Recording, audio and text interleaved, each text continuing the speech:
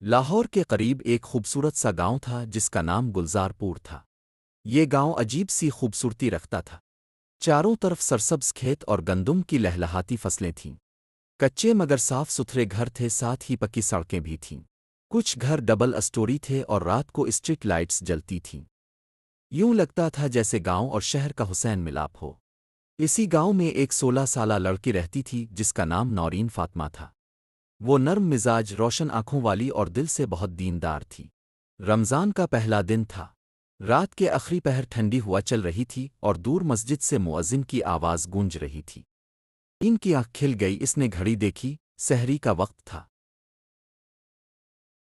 اس نے وضو کیا اور تہجد کی نماز ادا کی۔ سجدے میں اس کی آنکھوں سے آنسو بہہ رہے تھے۔ اس نے دعا کی، اللہ اس رمضان کو میرے لیے ہدایت اور کامیابی کا ذریعہ بنا دے۔ نماز کے بعد وہ کچن میں امی کا ہاتھ بٹانے لگی۔ سحری سادہ تھی، پراٹھا، دہی اور انڈا، مگر نورین کے دل میں عجیب سی خوشی تھی۔ یہ اس کا پہلا مکمل سنجیدہ روزہ تھا جو وہ شعور کے ساتھ رکھ رہی تھی۔ فجر کی نماز کے بعد وہ چھت پر چلی گئی۔ سبز کھیتوں پر سورج کی پہلی کرنیں پڑ رہی تھیں۔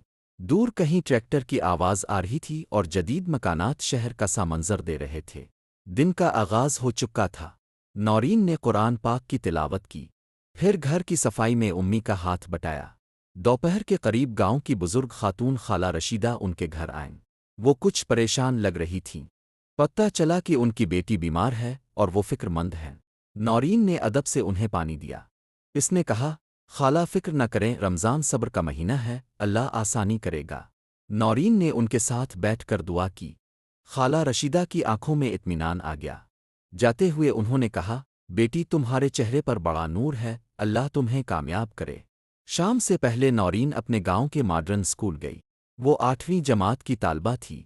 آج اسکول میں رمضان کے حوالے سے پروگرام تھا۔ ٹیچر نے نورین سے رمضان پر بات کرنے کو کہا۔ اس نے کہا، رمضان صرف بھوکا رہنے کا نام نہیں، یہ نفس کو قابو کرنے، دوسروں کی مدد کرنے اور اللہ سے قریب ہونے کا مہینہ ہے۔ اگر ہم زبان اور دل کو نہ سنبھالیں تو روزے کا اصل مقصد پورا نہیں ہوتا۔ پورا حال خاموشی سے سن رہا تھا۔ آخر میں سب نے تالیاں بجائیں۔ گھر واپسی پر آسمان سنہری ہو چکا تھا۔ کھیتوں پر ہلکی ہوا چل رہی تھی۔ نورین کو تھکن تھی مگر دل میں سکون تھا۔ افطار کا دسترخوان سادہ تھا، پکوڑے، فروٹ چاٹ اور کھجوریں۔ اذان ہوئی تو نورین نے دعا مانگی، اللہ جیسے آج کا روزہ قبول کیا ویسے ہی میرے ہر دن کو اپنے قریب کر دے۔ اس نے پہلا گھونٹ پانی پیا۔ اس کے دل میں شکر کا جذبہ بھر گیا۔ رات کو تراویح ادا کرنے کے بعد وہ بستر پر لیٹ گئی۔ آسمان پر ستارے چمک رہے تھے۔